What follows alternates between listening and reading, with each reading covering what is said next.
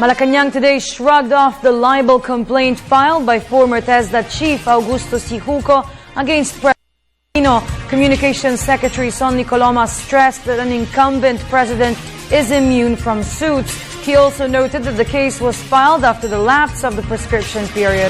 The case was filed against the president in connection with his State of the Nation address in 2013 when he bared the alleged overpricing in the purchases by TESDA under Sijuco.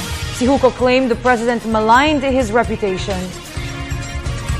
Habang ang isang Pangulo ay naglilingkod, na-establish na po yan ng ating Korte Suprema sa maraming decided cases na bahagi na ng ating jurisprudence na pinoprotektahan po ang nakaupong Pangulo ng bansa mula sa pagdedemanda.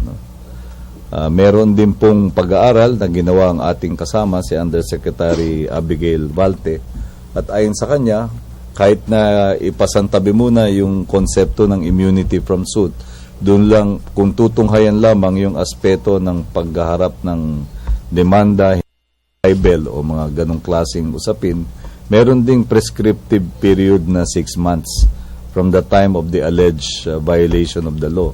Kaya kung ang tinuturing ay yung pagbibigkas ng allegedly libelous statements noong nagtalumpati ang Pangulo ng kanyang State of the Nation address na naganap noong Hulyo 2013, kung dadagdag tayo ng 6 na buwan, dapat by January 2014 ay naiharap na ang usapin.